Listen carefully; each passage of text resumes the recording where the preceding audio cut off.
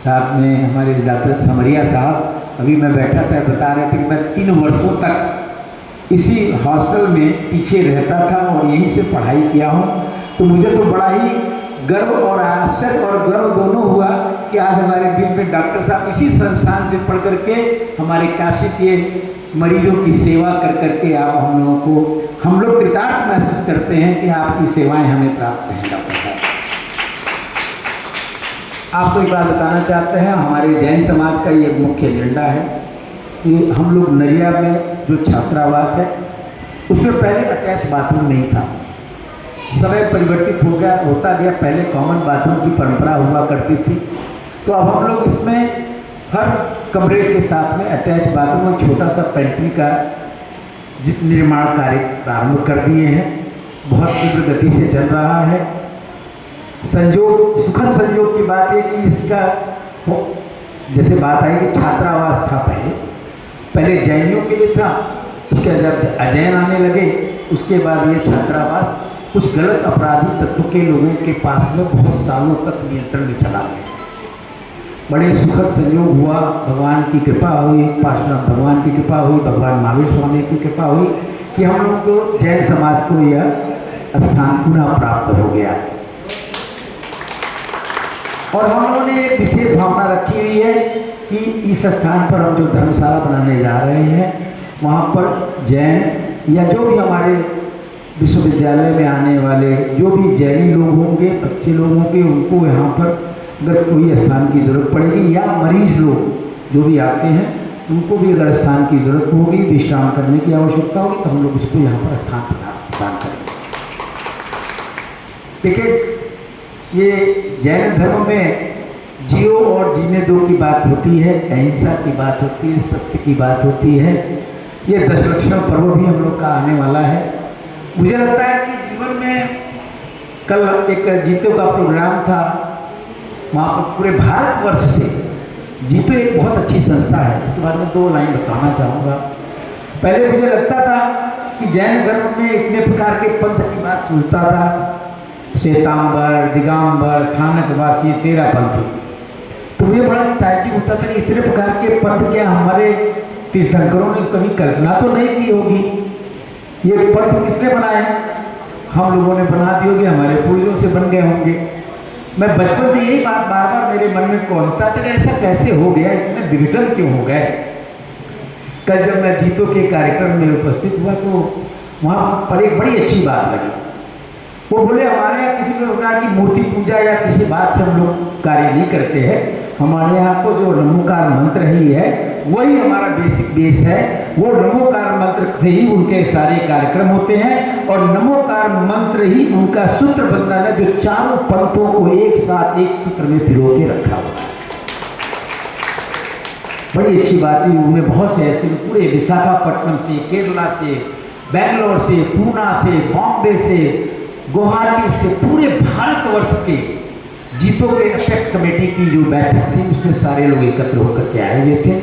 उन लोगों ने भी कहा कि नहीं, हम लोग चाहते हैं कि हमारे जो तीर्थ क्षेत्र हैं वहाँ पर विकास के लिए यदि किसी प्रकार के सहयोग की आवश्यकता होगी तो उसमें बहुत से करोड़पति, अरबपति, बहुत तरह के लोग थे, उनमें विशेष सेवा के भाव करने वाले भी लोग थे। उन लोगों ने मुझे ये बात कही है कि अगर ऐसी कोई आवश्यकता हो तो हम लोग बिल्कुल सहयोग करना चाहते हैं।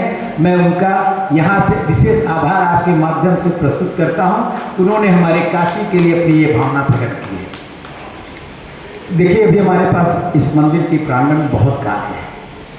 आपको बताना चाहता हूँ, ये जो समोसरण की रचना हुई है, ये जो मंदिर बना है ये भारत सरकार के द्वारा जब 25वां या कौन सा 25वां निर्माण उत्सव चल रहा था तो अटल बिहारी वाजपेयी जी उस वक्त तत्कालीन प्रधानमंत्री जी थे, तो उन्होंने जैन समाज के लिए 100 करोड़ रुपया पूरे भारतवर्ष में लगाने के लिए घोषणा की थी।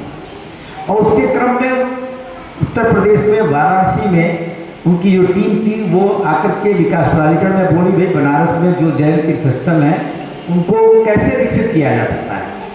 क्योंकि मैं वाराणसी विकास प्राधिकरण से कनेक्टेड था तो मैंने कहा कि बिल्कुल योजना बना देते हैं। हमको अच्छी तरह है कि उस वक्त में हमारे वरिष्ठ उपाध्यक्ष जो संजय जैन जी हैं वो हमारे साथ में मिले। हम लोगों ने 3 दिन के अंदर में सारनाथ, बेलूपुर मंदिर, नरिया मंदिर और भदैनी मंदिर और यहाँ का जो ये समोसरण का मंदिर था, ये वाले पूरा नक्शा बना करके उनको मैंने प्रस्तुत कर दिया। जैसे वहाँ पर आप देखेंगे ना, बेलूपुर में जो फ्लोरिंग लगी हुई कोटा स्टोन की आगे पीछे बिजली का जो खंभा है, ये सारा सरकार के धन से उन्होंने पूर्ण कराया। ये पूरा का पूरा जो निर्माण हुआ है, ये PWD का। देखिए एक दुखद बात भी ये है कि मैंने इसका बहुत सुंदर मानचित्र बनाया था, लेकिन सरकारी कार्य होने से उन्होंने इस मंदिर की रचना सुंदर नहीं की। ये भी एक शेष कार्य है। इसमें शिखर का निर्माण, बाहर पत्थर भी बहुत गंदा लग रहा है, यह भी कार्य हम लोग की योजना में शामिल है। इसको भी हम लोग बहुत सुंदर मंदिर बनाएंगे। इसके अंदर में जो शिखर है, ये भी कोई हमारे जैन धर्म के शिखरों की आकृति नहीं है, इसको हमें बनाना है। साथ में हमारे समाज के पूर्व के हमारे जो पदाधिकारी थे, उन्होंने भी बड़ी पवित्र भावना से यहाँ पर 24 लगाई हुई है, और वो भी अभी पूर्ण रूप से पूर्ण नहीं है। उसके अंदर हम लोग को हाल का भी निर्माण करना है। बनारस में आने वाले जितने जैन धर्मावलंबी होते हैं, उनकी बड़ी अपेक्षाएं होती हैं इस धर्मभूमि, जबकि उत्तर प्रदेश में 24 तीर्थंकरों में से 17 तीर्थंकरों की ये जन्मस्थली है उत्तर प्रदेश, उसमें भी 4 तीर्थंकरों की तो काशी गई है। अब ये 24 जो है, ये भी कार्य हमें करना है।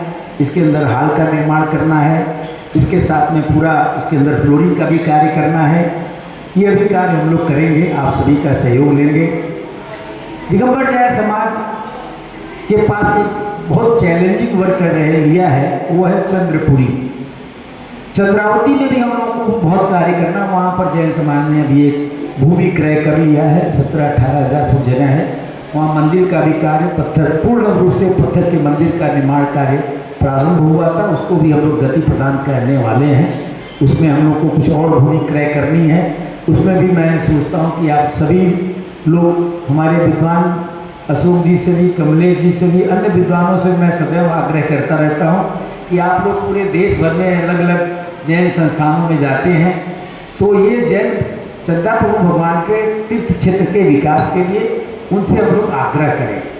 क्योंकि मैं ये मानता हूँ किसी एक दो व्यक्ति के पैसे से, धन से अगर कोई मंदिर बनता है, तो कहीं न कहीं वहाँ पर अभिमान भी आ जाता है।